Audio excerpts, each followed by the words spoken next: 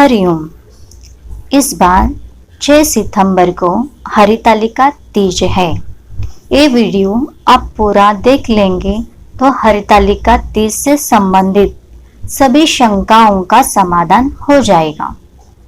अभी तक आप लोगों ने परंपरागत या इधर उधर से सुनकर यह व्रत किया होगा। यह हमारी माता ने, दादी ने, सास ने हमें बताया होगा इसके बारे में, लेकिन मैं इस वीडियो के माध्यम से शास्त्रों की नई नई बातें भी बताऊंगा, जिससे आपको सब कुछ क्लियर हो जाएगा। और जो पहली बार इस तीज का व्रत करना चाहती हैं, माता है बहनें, उनको यहाँ वीडियो की बड़ी ही सहायक सिद्ध होगी। एक बात और बता दूं, इस दिन भगवान वराह की जयंती है, यानी 6 सितंबर को भगवान वराह की जयंती। वराह अवतार भगवान विष्णु जी का है। भगवान वराह और पृथ्वी देवी का संवाद है हमारे पुराणों में, जिसमें वराह भगवान इस हरितालिका तीज की महत्ता बता रहे हैं।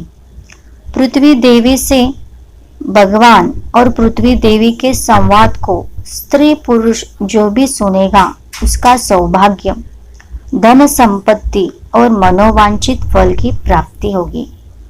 ऐसी महिमा है उस संवाद सुनने की, तो आप लोग वो जरूर सुनिएगा। तीज पर वराह भगवान कहते हैं, तृतीया तिथि को ही माता गौरी का जन्म हुआ और विवाह भी इस तृतीया तिथि पर ही हुआ। इससे तृतीया तिथि को यत्नपूर्वक प्रत्येक सुहागिन माताओं की बहनों को इसका व्रत अवश्य ही करना चाहिए। और व्रत में वराह भगवान क्या बता रहे हैं कि केवल इस दिन आपको नमक नहीं खाना है। देखिए, ये हरतालिका का मैंने बता रहा हूँ। हरतालिका का जो व्रत है वो तो निर्जला किया जाता है, लेकिन जो वराह भगवान बता रहे हैं वो हरतालिका छोड़कर अन्य महीनों का बता रहे हैं। और जो माता है जो व्रत भी नहीं रखती हो हरतालिका का, तो वे इस दिन कम से कम नमक वाला भोजन ना करें।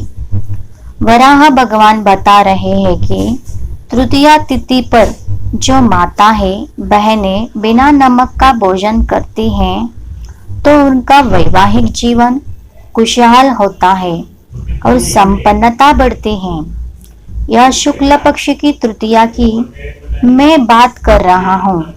अब पुराणों में सनातन नारद जी को बता रहे हैं कि इसका व्रत यानी तृतीया का व्रत और पूजन करने वाली स्त्री गौरी देवी की सहचारी बनती हैं, यानी माता पार्वती जी की सहेली बनती हैं।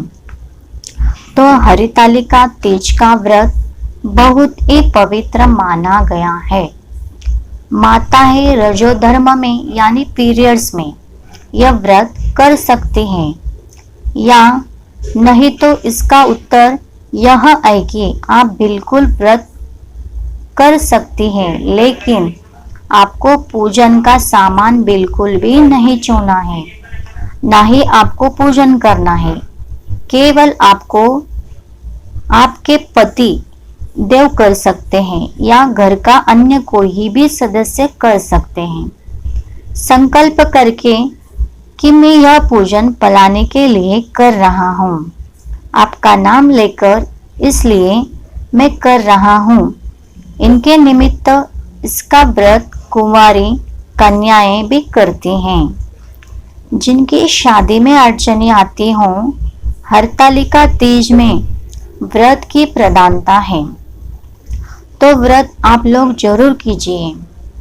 परंपरा के अनुसार एक दिन पहले नहाया खाया होता है, कहीं कहीं भी होता है, यानी एक दिन पहले से व्रत की पूर्व तैयारी को नहाया खाया कहते हैं। इस बार 2024 में नहाया काया 5 सितंबर को है। इस दिन आपको बाल धोकर स्नान करना है। 5 तारीख को लेकिन गुरुवार है, तो कहीं माता है बाल नहीं धोते हैं। इसका उपाय यह है कि आप 5 तारीख सुबह सूर्योदय से पहले बाल धो लीजिएगा। 5 तारीख को ही माता है बहनें मेहंदी लगा देना। आपको इस व्रत के दिन लाल या पीला वस्त्र ही पहनना है, जो सुहाग की निशानी है, और ये दोनों कलर सौभाग्य बढ़ाते हैं। 5 तारीख यदि आपको लहसुन प्याज नहीं खाना है, देखिए 5 को तो नहीं खाना है और 6 को तो व्रत ही रहेगा। फिर पारण के दिन यानी 7 तारीख को भी आपको लहसुन प्याज नहीं खाना है। घर की साफ सफाई आप 5 तारीख को ही कर लीजिएगा।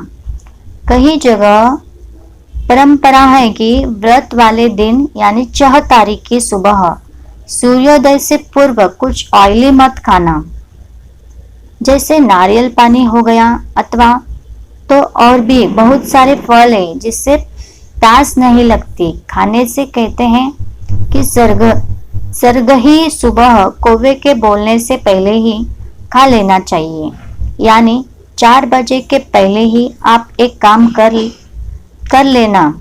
व्रत में ब्रश नहीं किया जाता है, लेकिन इस व्रत में आप दातुन कर सकते हैं।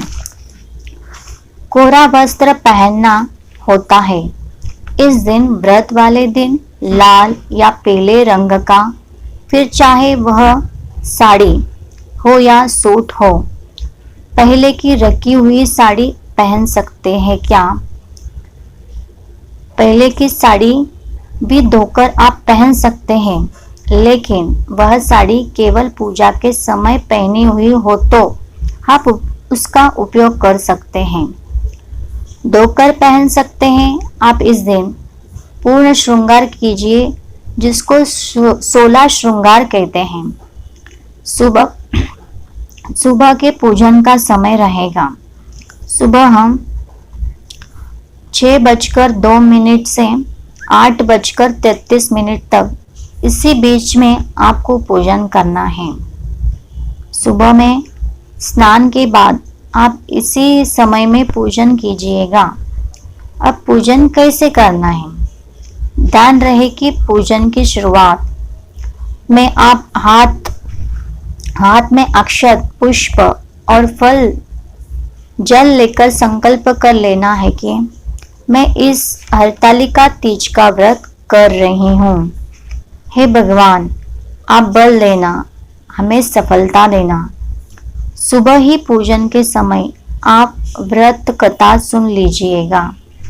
हाथ में अक्षत, पुष्प और दक्षिणा लेकर व्रत कथा सुनने के बाद आप हाथ में लिए हुए द्रव्य को भगवान के आगे समर्पित कर देना। वराह भगवान और माता पृथ्वी के बीच में इसको भी व्रत कथा के रूप में सुनना चाहिए। इसकी बहुत महिमा है। मिट्टी का शिव परिवार बनाकर पूजन करना होता है। माता पार्वती जी का विवाह विष्णु जी से तय होना था, तब सखियों ने उसका हरण कर लिया और पार्वती जी का गुफा में मिट्टी और रेत क्या शिवलिंग बनाकर पूजन करती थी।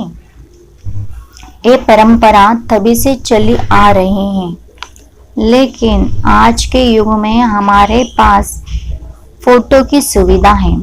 जो लोग मिट्टी का पार्थिव शिव परिवार बना सकते हैं, वे लोग तो बनाइए, बहुत उत्तम है। लेकिन जिनके पास सुविधा नहीं है, वे लोग केवल शिव परिवार का एक फोटो ले लेना और उसी पर पूजन कर लेना।